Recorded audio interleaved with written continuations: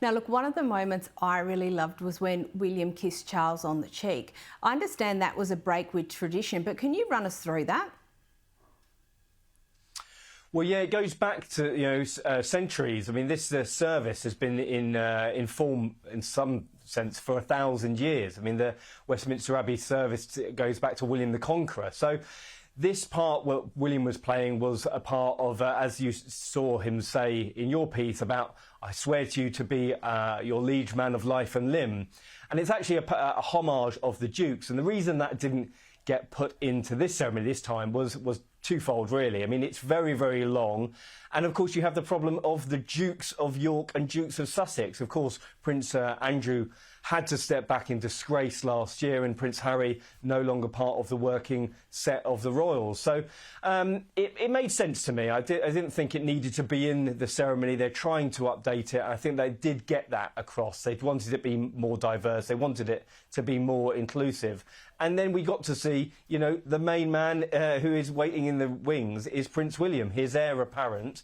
And certainly I think there'll be more collaboration between the King and William, because let's not forget, as a sort of enthusiastic as he is, King Charles, he is 74 and he will be relying on William and the rest of the family to try and bolster the monarchy's image in the next few years. Yeah, very, very fair.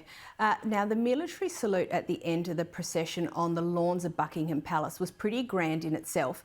Here is a clip of the military honouring the King and Queen. 3 cheers for His Majesty the King and Her Majesty the Queen! Hip hip! Hooray! Hip hip! Hooray! Hip hip! Hooray! Russell, can you explain to us the significance of this moment and how did it come about? Well, it's absolutely spine-tingling when you hear it and see it again, isn't it? And that shows you the significance that the armed forces play hand in hand with the monarchy. And Charles himself is the first ever monarch to be an airman. He was a pilot in his armed forces days. And he really relies on that association. Again, we saw Princess Anne being the gold stick in waiting, a hugely significant moment for her and for the ceremony as well, because in her role as Colonel of the Blues and Royals Regiment of the Household Cavalry, she was entrusted, as has been the history of that role, with the monarch's personal safety, the monarch's bodyguard, if you will.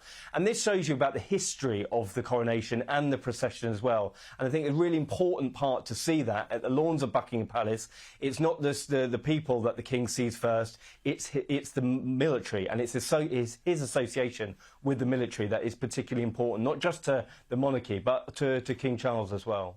Absolutely. And look, just quickly before we go, at the end of what would have been a long day, you had an excellent opinion piece about the future of the monarchy. What are your thoughts about the where to from here?